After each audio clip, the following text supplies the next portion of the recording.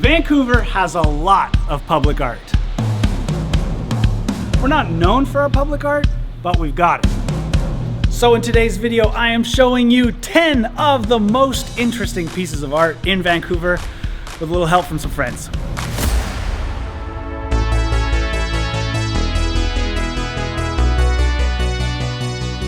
Okay, let's start with this sculpture. It's called the Time Top, and if you've ever walked along the seawall in False Creek, you've definitely seen it, but you probably didn't take much notice of it because honestly, it doesn't look all that interesting. It looks like it's just made of concrete and just sitting here on the edge of the water. But it actually has a really interesting story. It's made of bronze, and after it was sculpted, it was submerged in the ocean for 2 years and lightly electrified to attract sea animals and sea minerals and become encrusted in it, which gives it that concrete look. Once it was pulled out of the water, it had a polycarbonate dome stuck on top to give it that 1940s spaceship look. But it does have a sad ending as well. While it was being submerged for 2 years, the artist died. So his wife took over the project and led a team to have it installed using the artist's original drawings and plans. But that's not it. This 1940s style spaceship was inspired from an old comic strip. So when it was installed here, it had its own comic strip telling the story of this spaceship engraved right into the stones along the seawall. So anyone passing by can read the comic strip that tells the story of how the Time Top got here. Now, I know that art is highly subjective, so to make this video less biased, I've invited 5 Vancouver-based YouTuber friends to submit their own pieces of interesting Vancouver public art, and I challenge any of them to find one that's more noteworthy than the Time Top. If we're talking noteworthy, I think this takes the cake. This is the monument for East Vancouver. Located at 6th Ave and Clark Drive, this massive 57-foot sculpture was installed by artist Ken Lum back in 2010. In stark contrast to other parts of Vancouver, the harder-edged working-class community of East Van has historically been associated with crime, drug, and poverty problems. However, that stigma is rapidly changing as East Van continues to evolve into a cultural hub of the city, and the iconic cross has come to represent that defiance. The symbol is everywhere. T-shirts, earrings, tattoos, and it even inspired the logo for Parallel 49 craft lager. I remember the first time I ever saw it at night, I was just in shock at how in your face it is. I love this piece because it's so commanding. It's not subtle or quiet. Its presence is bold and unapologetic, just like the community it represents. Okay, Liam, that was good. That was really good, but I think the gold medal has got to go to the Golden Tree.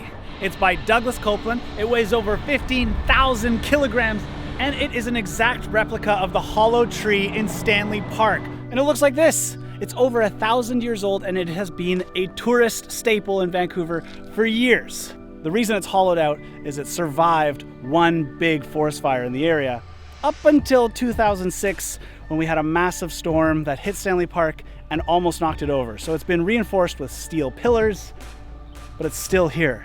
So do we need a gold version if we still have the original? Or is the gold recreation celebrating the original? It's flashy, it's iconic, it's fun, but to be honest, the original still exists. Also, Douglas Coupland is great. I do like this, but you might recognize this piece of work more, the digital orca. It's down right next to the Convention Center, which is one of Vancouver's busiest tourist spots. But the digital orca, say that 3 times really fast, is an interesting take on the past versus the future. Some say the blocky styling of the orca represents the future, us going digital, while some say it's clearly lacking the megapixels required, showcasing more of the past. Whatever you thought, you can't deny, it's mesmerizing and it gets photographed a lot. And speaking of big animals, Laura, what do you have for us? What is up, you guys? My name is Reid. I am a local Vancouver travel vlogger, and my opinion of some of the weirdest art in Vancouver are these sparrows behind me right here. It was done by a local Vancouver artist, Myfanwy, MacLeod, and these are located in Olympic Village. Since they're so tall, they can actually be seen by the water, or if you're going along the seawall, you can see them as well. So what the artist wanted to do was infuse the ordinary and the commonplace sparrow with a bit of ridiculousness. These sparrows behind me stand at over 18 feet tall, which is honestly gigantic, and he wanted to invert the normal relationship that normally exists between these small sparrows and the normal size of humans. Okay, Laura, okay, pretty good. But here, there are 40 sculptures of the Aureliomax columbines, also known as the banana slug.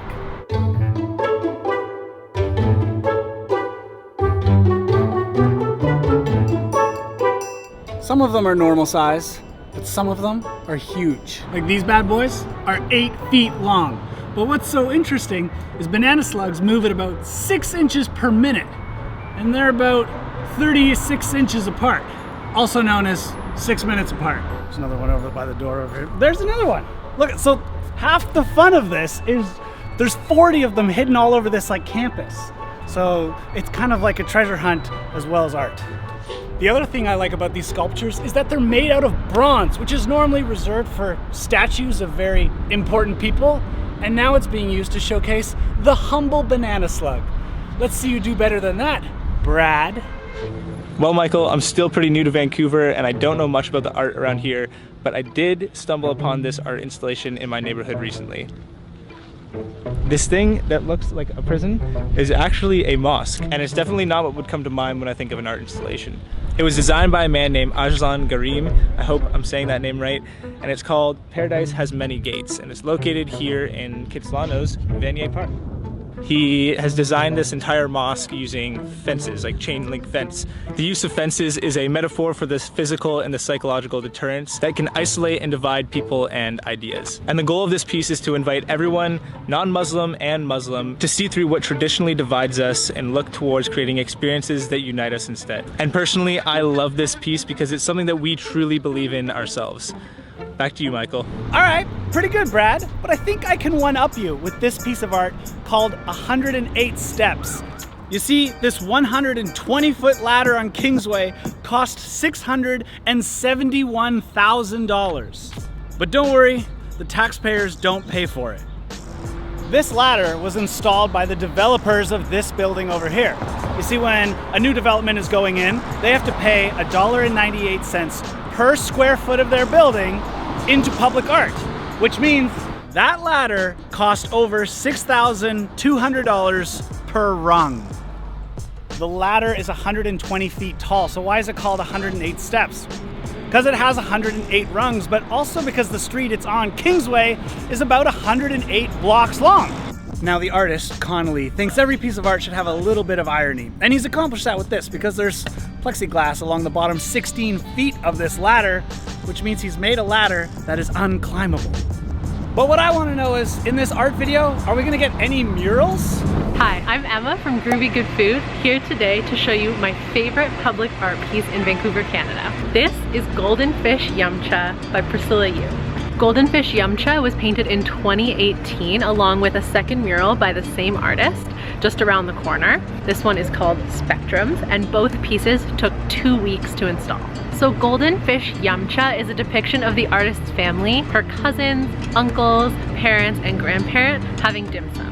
Priscilla says that when she was thinking about something that could be connective in a neighborhood with so many diverse cultures, she immediately thought about food. She tells me the mural was meaningful to her because she was able to pay homage to her family and the influence that each of them had on her as a person. Maybe the thing I find most enchanting and delightful about this piece is that each character depicted in the painting represents an actual family member of Priscilla's. The top left, the two figures with the plants flowing out of their heads, they represent Priscilla's mom and her aunt. Priscilla says they're both such beautiful and nurturing people in our family, helping us grow and thrive, so I wanted to represent them with these organic plants coming out of their heads. If you want to find out more about this piece, I'll post the full Q&A with the artist on my blog. Now for the most expensive piece. Oh my goodness, no, they're adorable. Okay, let's do honorable mentions instead. And this is Amazing Laughter. Yes, spelt amaze like a hedge maze that's difficult to get out of, but this to me is the easiest maze I've ever gotten out of. It's holes everywhere. But seriously, it was designed with all the sculptures in different directions and all over the place to encourage viewers to walk in and walk around. And every sculpture is a character of the artist himself, Minjun. So each face is the same, but it's the body posture and the poses that are different. So this is one of the most iconic pieces of art in Vancouver. It gets photographed all the time, but it was only supposed to be a temporary display But it was so popular that Chip Wilson, founder of Lululemon, decided to purchase it and donate it to the city of Vancouver for everyone to enjoy. So, thanks, Chip.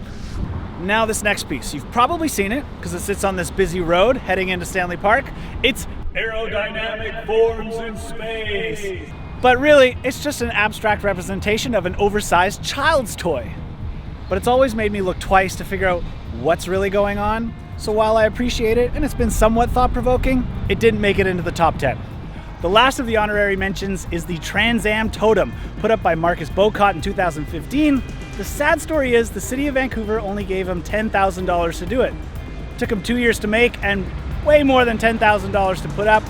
So once it was installed, he put up a crowdfunding campaign to recoup the rest of his money, of which he only made back $6,000. Now, while I kind of like this piece of art, the rest of the city of Vancouver just kind of thought it was a bunch of junk sitting on top of an old tree stump. So let me know what you think. Also, normally I'm a travel vlogger, but because of coronavirus, I'm not really traveling so much. So if you're new here, hit that subscribe button. You'll see a lot more of the Vancouver stuff. Okay, David, show us the most expensive piece of art in Vancouver. That's right, Michael, because Vancouver's newest piece of public art is something that will stop you in your tracks. Hanging right under the Granville Street Bridge in downtown Vancouver is the chandelier that Dwight stole, or at least that's the rumor. In reality, this giant chandelier, which cost a reported $4.8 million, was installed from a private development company as part of an agreement with the city to donate a piece of public art. And unlike most pieces of public art, this one actually does something. 3 times a day it spins around for 5 minutes, once at noon, once at 4 p.m., and once at 11 p.m. During the 4 p.m. spin, which is what you're checking out right now, they also turn on the lights and then they leave them on until 11 o'clock. This is most definitely the weirdest and coolest piece of public art in Vancouver. David, I actually really like the chandelier, and I think I've got you beat for Vancouver's weirdest piece of art. Not these crazy straws, I actually really like these. This thing, and there it is. Nope, no, a little to the right. No, further to the right. Now up, up, up, up, up, up, up. There it is. It's called Untitled, bracket Poodle.